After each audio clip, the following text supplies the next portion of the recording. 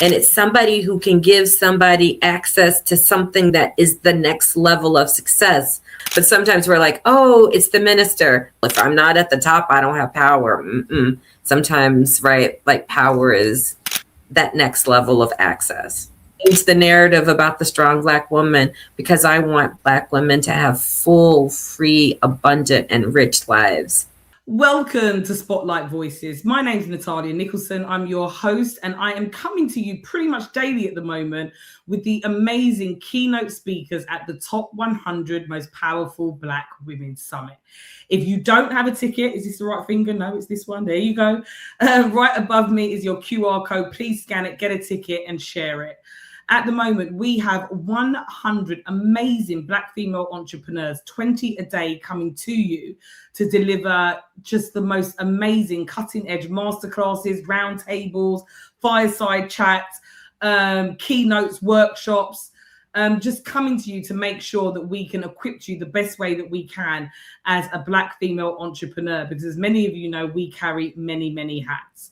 And this podcast is about featuring the keynote speakers. And today I have got with me the most beautiful, amazing Karen C. Simms. Karen, please do introduce yourself to all of our ladies and just let them know who you are and a little bit about your story. Okay, well, thank you so much for the invitation and also your vision for constructing the summit. You know, the lineup is just so powerful. I'm just amazed at like the keynote speakers and the depth and the breadth of content that you have. It's innovative, it's inspiring. It's been just such a pleasure, like sharing it not only with leaders, but I'm also sharing it with like neighborhood leaders and community members and people in my mom's senior group, and they're excited as they think about, you know, starting new businesses, but the work that they're doing around community innovation and practice. So thank you so much for just being a visionary and creating a space of inspiration, but also skill building. And so that blend tends to not go together. And I just love what you've done. So without further ado, I want to say, so my name is Karen Simms. I do work around trauma and trauma-informed care. I have been doing that work for over 30 years. I started my career off in HIV and AIDS. And the reason why it's important for me to locate that work is I've been doing work for people who've been historically marginalized for all of my life. And I've learned so much about leadership and human services, but also the needs of communities and how to basically have an attention to doing really powerful, transformative work that not only is good for the people that you're serving and supporting, but also like what are those containers of support that help people do the work. And when you're on the ground, but also kind of being able to see the impact of people who are creating the programs, services, and supports, it generally changes your landscape, because a lot of people might be in the like leadership decision-making approach, and they're not aware of like what the worker bees are experiencing. But I've had a chance to work across the ground, from like working with a church group that's putting together a volunteer program to working with policymakers at state and federal levels, and kind of really seeing how they all work together. So I think I bring a unique approach. And probably the last thing to offer, and maybe probably the most interesting for your audience, is I come to this work authentically. I always tell people my story is I was at a conference. I'd been doing human service work for like 15 years at that point. And we got a federal grant, a SAMHSA grant, to like reform children's mental health for our community. And they brought out a speaker because at that time, SAMHSA, which is like the Substance Abuse Mental Health Services or Administration, it sort of makes all of the policies and funds a lot of innovation for mental health in the US and also addictions and just everywhere. So they were the ones who like set the programming, and they were at the federal policy program because they make you do things a lot. They brought out a woman. She told us her story, and her name is Tania Kane. And she has a very powerful testimony But SAMHSA was rolling out this whole idea of trauma-informed care. That was 15 years ago. And Tonia like shared her story. And I was deeply moved. But what really like impacted me was they were talking about this thing called ACEs, adverse childhood experiences. And a lot of people know them. It seems like common nature. But at the beginning, like no one was really talking about ACEs. And I sat there and I listened to Nia's story, and I had many of the same childhood experiences. And I sat there and I wondered, like, again, people go, there for the grace of God, go I. But I really sat there and I was like, what made a difference between her story and my story? And what I knew about what our differences was, I had protective factors, I had resiliency factors, I had and that wasn't just like grit, like I wasn't somehow naturally different than her. Instead, I had opportunities, I had faith community, I had leadership opportunities, I had recreation and play, I had a village of people who looked after me. And I realized, right, when I got in touch with the research, that the things that help make my landscape differently were the things that the research says that we all need to succeed. And so then I got really committed to being about making sure that the things that saved my life were accessible to everybody, not just for me. I absolutely love that, because I think when we think about trauma, like we think about someone that's been through something really dramatic. And as Black women, I don't think we realize as a race how much you can't get any more dramatic than the Atlantic slave trade and slavery. And when you really think about, how our race has evolved over the years, no one's ever positioned it to us like it's trauma. And it couldn't be any more trauma than things that are happening in day-to-day life here now in 2026. And I think what's beautiful about your story is that you've been able to look at it from, and it is one of the reasons why I connected with you, actually. You're able to look at it from your own race point of view as a Black woman, and understanding what our race has been through in terms of trauma, but also being able to hear other stories. What does it look like in corporate? What does it look like for other marginal groups outside of just Black women? And I think that gives you a very rounded view of exactly how trauma can affect us, and the tools that you need to be able to come out. Even just you speaking about like the differences in lifestyles and understanding that is what we all need. And I just feel like, I don't know, we just don't give ourselves enough grace as Black women. Like we really don't. We're quite tough on ourselves. But it puts you in a really rounded position, which leads me to my first question, actually. When people hear your name, what do you want them to associate it with? Oh, great. So I am fully committed to like this love ethic. And I really want people to kind of walk away with having an experience with me where they feel better resourced, they feel connected, they feel like I care for them, and that they feel like it is like something that I offer, even if we have like 3 minutes together, that it is impactful. So, I kind of grew up in that, like, you just never know. All of us are doing the best that we can every single day. And so if I'm like at the Dollar General or at, in the community, I want you to know, like, maybe I offered you a smile, or maybe I offered you a kind word. So I want you to walk away with having impact. So I want to say that because in a trauma-informed world, people forget this. Like, part of the work is to realize that at every single moment, we're all doing the best that we can. And if we move through the world with this love ethic, imagine how much healing would happen, rather than us going, okay, the cashier was slow, and then I'm going to be grumpy back to her. So what is the point of that? Instead of not realizing that, you don't know that the babysitter called and said she's leaving early, and she's afraid that if she tells her boss that she's going to leave, right, like that she may lose her job, or that she doesn't know if she has enough gas in the car to like make it home. Like, we just never know what people are going through.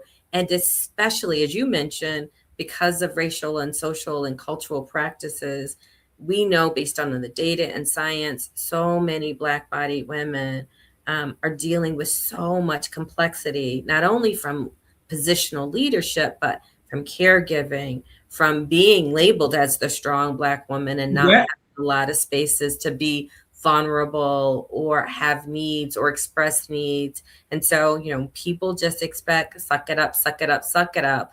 And, just having a moment where someone says, let's exhale together might be the difference in someone kind of making it through the day with a little bit more grace and a little bit more love and a little bit more compassion. So I want them to feel good about my encounter. That is so powerful. That is so powerful. And it's the small things, right?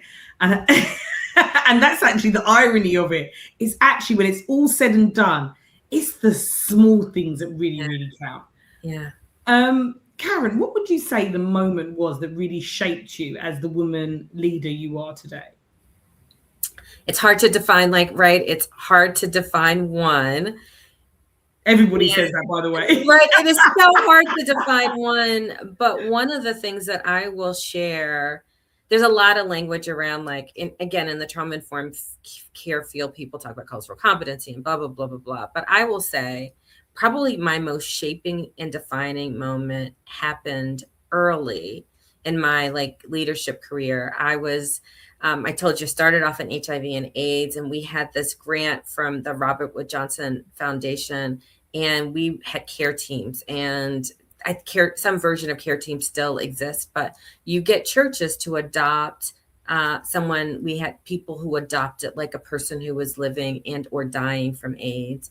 And it was this beautiful thing. And we had this council of different faith communities, Christian, liberal, conservative, Catholic, just all of these different care teams that would come together. And we had this council, and I was so excited, and we were doing the most, and we had lots of people who were dying, and they were doing amazing, loving work. But the council came together, and I was also going through a divorce, and I was doing the most, absolute most, had a young child going through divorce. And the council started providing me, because I was one of those leaders, and I was like, tell me what you think about what I'm doing. And sometimes, right, we ask that question and we have a lot of capacity to hear. And other times people, if you're like, tell me what you think, and you've created the container, they share. And they shared. And they shared, and about an hour and a half of sharing about ways that I had missed them, where they didn't feel seen and heard, where I had become such a worker bee that I wasn't present fully, that I just sort of, missed tuned, and just was again, when you're overextended, when you're a workaholic and you aren't taking care of yourself well, you think you're leading well. And one of the things that I learned was good intentions don't create good outcomes. And I completely changed my leadership style, because I realized that I could seem like I was doing good work, and the work was good. And the feedback I got was it was good work, but it wasn't connected to the people I was serving and supporting. And I was, again, just that maybe my tone was off, or I wasn't patient, or I wasn't good at follow through, or I wasn't building trustworthiness, and I didn't include them in my decision making, and just lots of things that we know make you a good leader. That hour and a half, life changing, and it was a pain point, right? And luckily enough, I had a council, so my chair of my council spent about an hour with me afterwards, debriefing and supporting and really helping contextualize their feedback. And I was different afterwards. I promised myself I would never be that leader who, got an hour and a half of tongue lashing, right? But it was, and I think many leaders don't open themselves up to that. And so everybody's talking about them behind their backs. And when you're leading and bleeding, and we've seen it, right? And then we end up with people talking about Black leadership looking and showing up in certain ways. And what we don't realize is that there's a cost of serving. And so part of what I'm creating is to help Black, because again, if we lead and we cause more harm, then we perpetuate more racialized trauma. And we don't realize that we then create the structures that we're trying to heal. And we wonder why we're not feeling the impact. It's because it all starts from within. It all starts from within. And another reason why I'm so happy to have you here at the summit, there's a lot of women, Karen, that are carrying things around with them and they can't quite articulate it. They don't really understand what it is. And that's what's holding them back from being the best version of themselves and having all the things they want from life. So it's really key. Like, seriously, ladies, for those of you that are listening right now, please do make sure, number one, you get your ticket to the summit. The QR code's above my head. Once you've got your ticket, you're going to get a program. Make sure you look Karen up. Even for me, there was a part in my business journey that until I fixed some things going on internally, they were stopping me from moving forward. And sometimes you do have to fix it. And the problem is because we're so used to doing as Black women, we're not looking at it like trauma, because we either brush everything under the carpet or we play to that superhero model that, oh, well, you got to do what you got to do. Even I say it sometimes. Like, people always say to me, I don't know how you do it, Natalia, like the house, the business, the kids. And I do. I say, when you got to do something, you've got to do it. Actually, you don't. And I think there's a lot in there to unpack that. Again, I just feel like what you've done is you've just shone light on there's that internal voice that speaks to us that we don't share with absolutely anybody. For anybody here that feels like they've got a blockage why they can't move forward, you know what I'm speaking about. My dad always used to say, who knows it feels it. Ooh, I love it. I love it. I love it. Who knows it feels it. So if you're feeling like that, I really do urge you to check out Karen's session. But don't worry, we haven't finished yet. We've got a good few questions for you yet, Karen. Obviously, the summit's called Top 100 Most Powerful Black Women. What does power mean to you, Karen? It's a phenomenal question. And because when we think about trauma, we don't want force and violence. And so I know many people think about power as force and violence. And instead, I think about power as groundedness. When you have a solid foundation, right? And it's a base of support, and you know who you are, you know what you stand for. You also have resources around you that can fortify you. You have power. So I love that. I'm going to slip in a second definition because I acquired this one. This isn't mine. Power is also when you have keys. And I'm not talking about literal key, right? It doesn't have to be like, but when I can open up a building for someone because I have access to, when I can make a decision, right? And I can give somebody else like more access. And so sometimes, right, we think power is like, I come from a church community, so I'm gonna use a lot of church metaphors, but sometimes we're like, oh, it's the minister, but sometimes it's not the minister that has the most power at a church. Sometimes it's the woman or the elderly person who has the keys, who can let that community group get started or that yoga come in. And when we think about resources in communities of color, sometimes we're only looking for it to be like structural, and it's somebody who can give somebody access to something that is the next level of success or time or ability. So I think about keys as being so fundamental for power, and we lose that. Sometimes we forget how important it is to like know it's the next person, because we're like, oh, well, if I'm not at the top, I don't have power. Sometimes, right, like power is that next level of access. Woo! I absolutely love that. And actually, I've never thought about it like that. Now that you said it, the people with the keys, actually, they have got a lot of power, down to the janitor that has to get the building. Oh my God, so much power. Every day. Yeah. Every day. I'm like always like that they are the people who I am going to spend my time and energy with. It's because they make so many decisions and can create opportunities for you. So I'm not like just using it as like a hustle, but really, I just know when I think about who people who see, who know you, who know what the needs are, they're the people with the keys. Oh, I love it. And in terms of power as well, speaking about keys, ownership. What does ownership look like in your world right now? Yeah. So it's your summit, right? It's ownership is me having, and particularly in this social media landscape, it's having my own identity, it's having my own brand, it's having, it's controlling what narrative exists about me as much as I have control about it. And as a trauma survivor, it also means controlling my body, my brain, my own internal sense of power. It's having agency. And so often, right, I know one of your speakers has a talk about this. She actually had a TED talk about this. It's around like it not being just about like my worth or my work. Ownership is when I control like the me. My time, my talent, and energy. And again, in a social media landscape, I need to be able to control me and not be so controlled by other people and outside forces.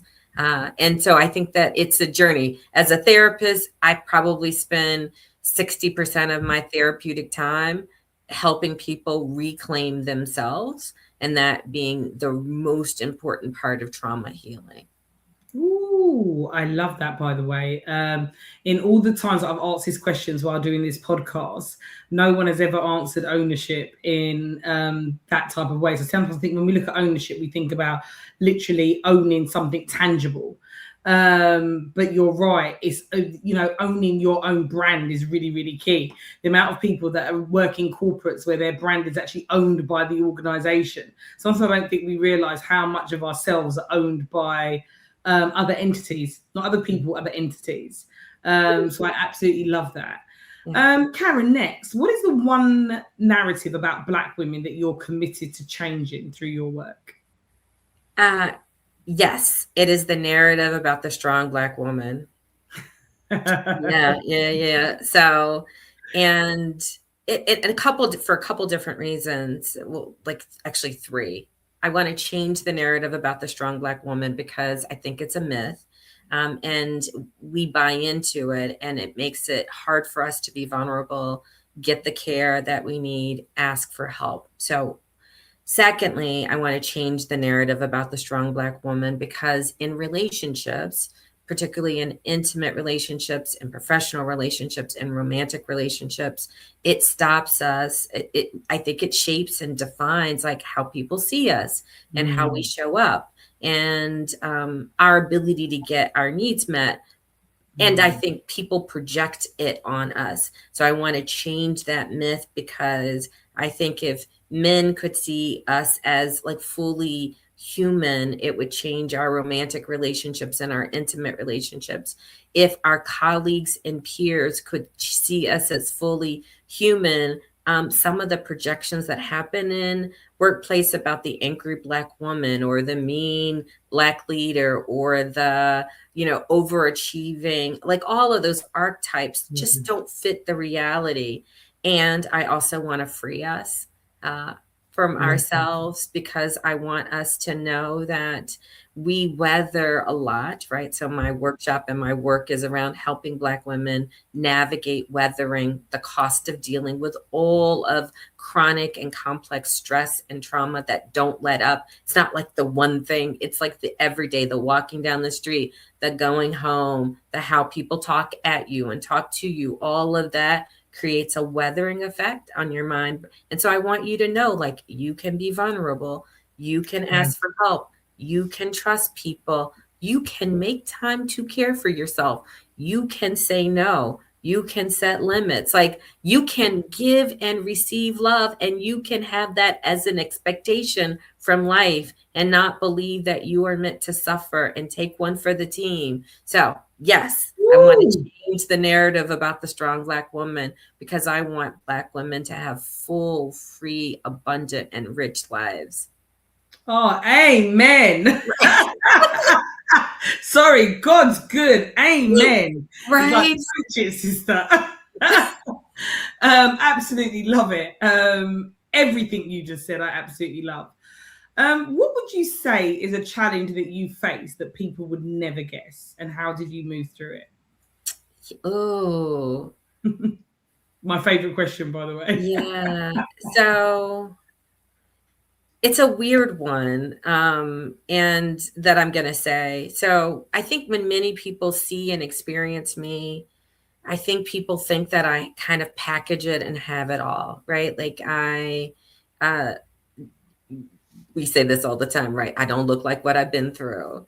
And and I get that from multiple different places. So when I am in community with Black women who maybe have lost their children to gun violence, or who've experienced sex trafficking, or who have substance abuse needs, or just name it. When I'm in the community and people see me, they're like, oh, you've got degrees and you've got income and you look successful.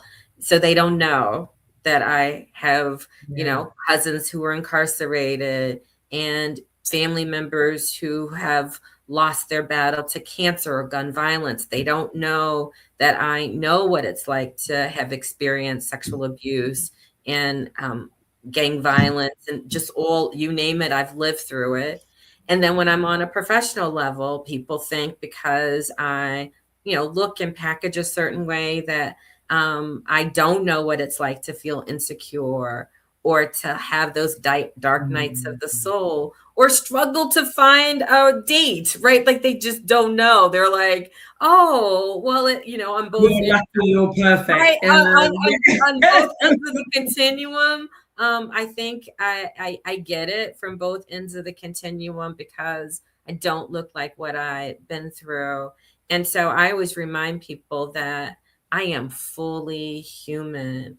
I think the things that hopefully what makes me relatable is that I come full hearted with lived experience. I know what it's like, on multiple different levels. And I haven't lost access to that, because every day I'm learning and growing and trying to be a better person. And I think that that's what, when people get to know me, they're like, oh, you are like, again, people are like, you're authentic, because I am. I'm like, I can have my hot mess self. I'm probably more hot mess than you probably want to, but I realize that that's my growing edge. And it's because I have lived this life, and I'm not like arrived. I am constantly arriving.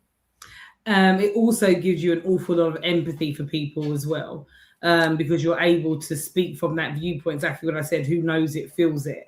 And being able to understand what someone's going through is absolutely huge in terms of helping them, which is why you are so amazing at what you do.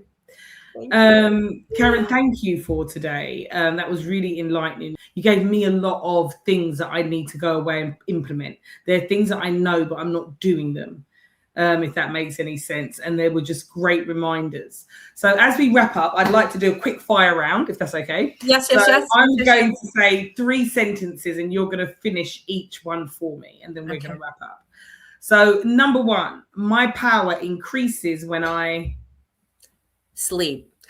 Do you know what's funny? That's the most popular answer. Love it.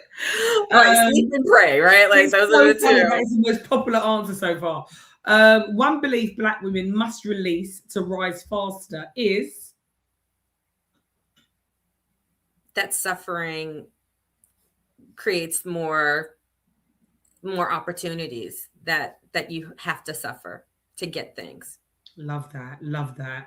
One thing I want Black women to remember about their voice is it is power. Ooh, and do we have a powerful voice? Karen, thank you so much. If you could let our audience know how they could find you and give them a little insight into what your keynote is going to be about, that would be amazing. Yes. So you can find me. I have an organization called True Healing Solutions. So you can find me at my website.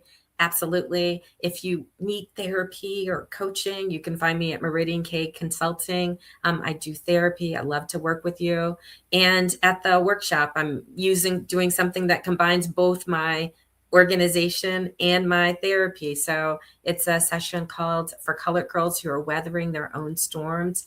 And we will cover like basic information about what you need as a leader to help you deal with weathering. So practical tools for yourself, but also for your organization.